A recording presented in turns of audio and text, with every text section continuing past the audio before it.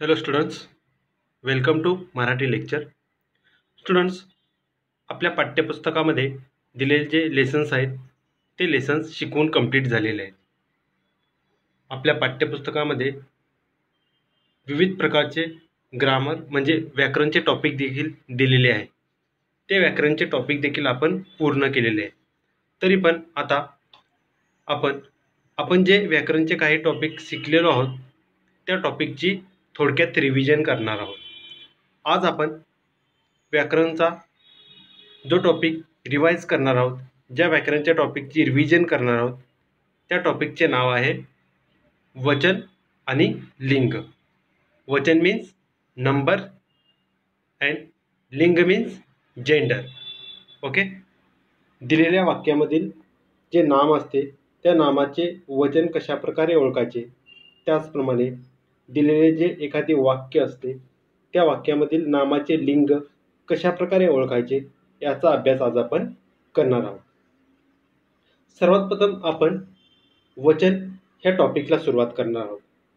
वचन ह्या टॉपिकची सुरुवात करत असताना आपण सर्वात आधी वचन म्हणजे काय, वाक्यातील वचन कशाला म्हणतात याबद्दल जाणून घेणार आहोत. वस्तू एक आहे की अनेक आहेत हे नामाच्या रूपावरून कळते, त्याला त्या नामाचे वचन असे म्हणतात. ओके. वचन म्हणजे काय तर दिलेलं जे वाक्य असतं त्या वाक्यामधील जे नाम असतं त्या नामावरून आपल्याला समजतं किती वस्तू एक आहे की अनेक आहे. हे ज्याच्यावरून समजतं त्याला आपण काय म्हणतो, वचन असे म्हणतो. आणि ह्या वचनाचे एकूण दोन प्रकार आहेत. पहिला एक वचन आणि दुसरा अनेक वचन. ओके. तर लक्षात आलं. पहिली गोष्ट, वचन म्हणजे काय तर वाक्यामधील जे नाम असतं त्या नामाच्या संख्येवरून आपल्याला समजतं किती किती आहे, एक आहे का अनेक आहे. जर संख्या एक असेल तर एक वचन आणि संख्या एकपेक्षा जास्त असेल तर अनेक वचन. म्हणूनच वचनाचे दोन प्रकार आहेत, पहिला एक वचन आणि दुसरा अनेक वचन. ओके. तर आता एक वचन म्हणजे काय, अनेक वचन म्हणजे काय, वाक्यातील वचन कशा प्रकारे ओळखायचे हे आता आपण बघूया. सर्वात प्रथम एक वचन. एक वचन म्हणजे काय तर दिलेल्या नामावरून एकाचा बोध झाला तर त्याला एक वचन असे म्हणतात. बोध होणे म्हणजे समजणे. दिलेलं जे वाक्य असतं त्या वाक्यातील नामावरून जर आपल्याला असं समजलं की ती संख्या एकच आहे, असं जर आपल्याला समजत असेल तर त्या नामाला आपण काय म्हणतो, एक वचन नाम असे म्हणतो. ओके. तर असे कोणकोणते एकवचनी नामे आपल्या वाक्यामध्ये येतात, जसं की आपण उदाहरणांमध्ये बघू शकतो की आंबा, चिमणी, झाड, फूल, चेहरा, बँक, नदी आणि गोळी. हे जे शब्द आहेत हे शब्द जेव्हा आपण बोलतो किंवा वाचतो तेव्हा आपल्याला काय समजतं तर त्या नामावरून आपल्याला एवढंच समजतं की ते नाम फक्त एकाबद्दलच सांगत आहे. जसं की आंबा. आंबा या शब्दाला जेव्हा आपण वाचतो किंवा ऐकतो तेव्हा आपल्याला काय समजतं की एकाच आंब्याबद्दल सांगितलेलं आहे. बरोबर. चिमणी हा शब्द जर आपण लिहिला किंवा ऐकला किंवा वाचला तर आपल्याला काय समजतं की एकाच चिमणीच्या बाबतीत सांगितलेलं आहे.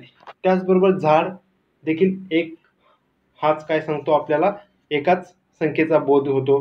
त्याचबरोबर फूल, चेहरा, बँक आणि नदी, त्याचबरोबर गोळी.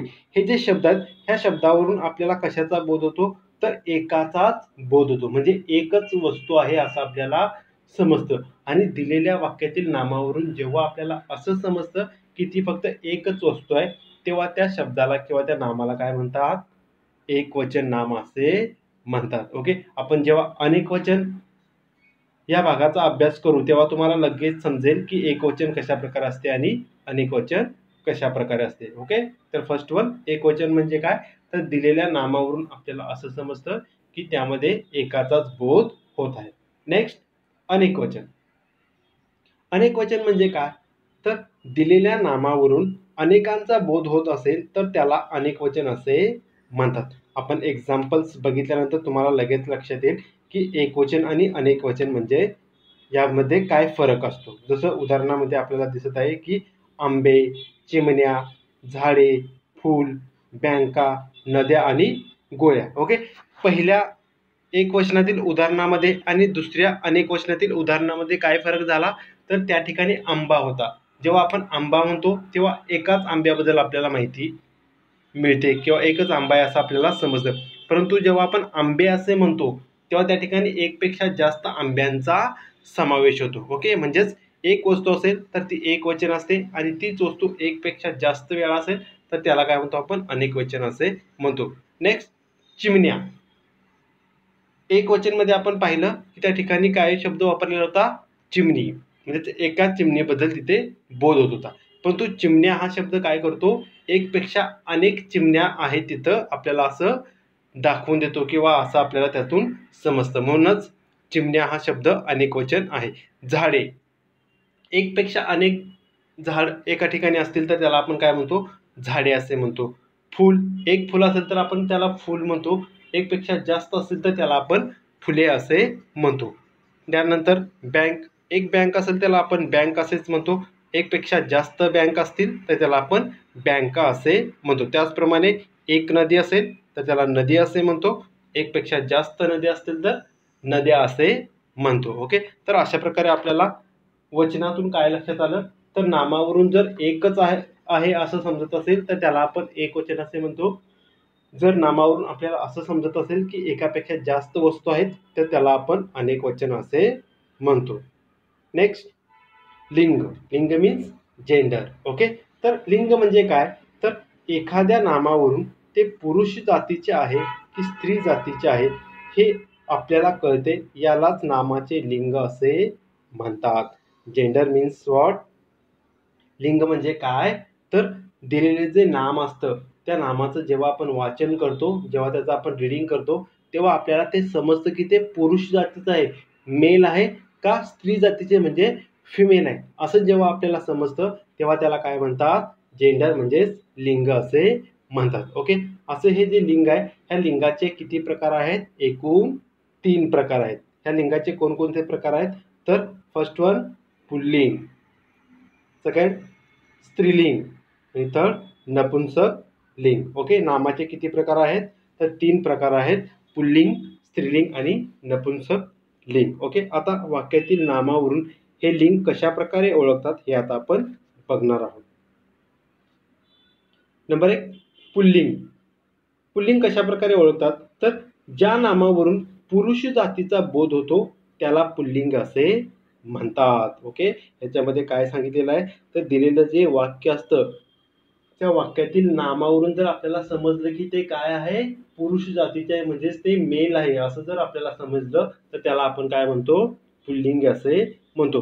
तर पुल्लिंगी ह्या नामामध्ये किंवा ह्या प्रकारामध्ये कोणकोणत्या शब्दांचा समावेश होतो, तर बैल, कोंबडा, राहुल, महेश, आंबा यासारखे जे शब्द आहेत ह्या शब्दांचा पुल्लिंगीमध्ये समावेश होतो. कारण हे शब्द काय आपल्याला दर्शवतात, तर त्या नामावरून आपल्याला असं समजतं की त्यांची जात कोणती आहे, पुरुष, म्हणजे ते कोणत्या प्रकाराचे आहेत, तर मेल म्हणजेच पुरुष प्रकारातले आहेत हे आपल्याला समजतं.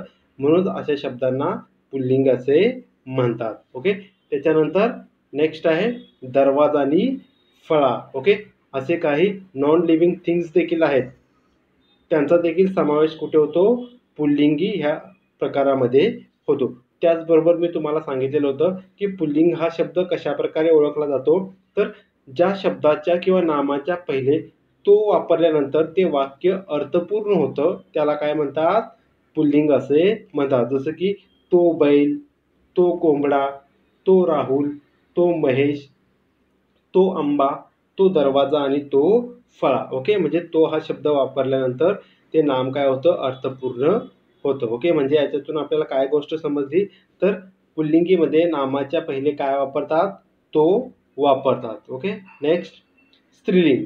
स्त्रीलिंग म्हणजे काय, तर ज्या नामावरून आपल्याला स्त्री जातीचा बोध होतो त्याला स्त्रीलिंग असे म्हणतात. ओके, नामावरून आपल्याला असं समजतं की त्याचा कोणता प्रकार आहे, तर स्त्रीलिंगी आहे असं जेव्हा आपल्याला समजतं तेव्हा त्याला काय म्हणतात, स्त्रीलिंग असे म्हणतात. जसं की उदाहरणामध्ये आपल्याला दिसून येतं की नदी, मुलगी, सीमा, राणी, शाळा, मेणबत्ती आणि भाजी हे जे शब्द आहेत हे शब्द कोणत्या प्रकारातले आहेत, तर स्त्रीलिंगी प्रकारातले आहेत. ओके, त्याचबरोबर स्त्रीलिंग हा जो शब्द आहे तो कशा प्रकारे ओळखतात, तर त्याच्या पहिले ती हा शब्द लावावा लागतो. जसं की ती नदी, ती मुलगी, ती सीमा, ती राणी, ती शाळा, ती मेणबत्ती आणि ती भाजी. अँड लास्ट वन, नपुंसक लिंग. ज्या नामावरून पुरुष किंवा स्त्री जातीचा बोध होत नाही त्याला नपुंसक लिंग असे म्हणतात. ओके, म्हणजेच असे शब्द असतात ज्या शब्दांच्या आधी तो किंवा ती यापैकी कोणत्याच शब्दांचा वापर केला जात नाही, तेव्हा ते कोणते लिंग असते तर नपुंसक लिंग. ओके, तर अशामध्ये कोणकोणत्या शब्दांचा समावेश होतो तर पुस्तक, पाणी, दप्तर, झाड, ऊन आणि मूल ह्या शब्दांचा समावेश नपुंसक लिंग या लिंग प्रकारामध्ये होतो. ओके, त्याचबरोबर नपुंसक लिंग हा जो प्रकार आहे ह्या प्रकारातील जे शब्द असतात त्या शब्दाच्या पहिले ते हा शब्द वापरला जातो. जसं की ते पुस्तक, ते पाणी, ते दप्तर, ते झाड, ते ऊन आणि ते मूळ. ओके, तर लक्षात आलं. आज आपण काय पाहिलं तर आपल्या व्याकरणामधील वचन आणि लिंग हे जे दोन प्रकार आहेत, हे जे दोन टॉपिक आहेत, ह्या टॉपिकचा आपण थोडक्यात अभ्यास केलेला आहे, थोडक्यात रिव्हिजन केलेली आहे. ओके, नेक्स्ट लेक्चरमध्ये अशाच प्रकारे आपण ग्रामरमधील व्याकरणातील दुसऱ्या एका टॉपिकचा अभ्यास करणार आहोत.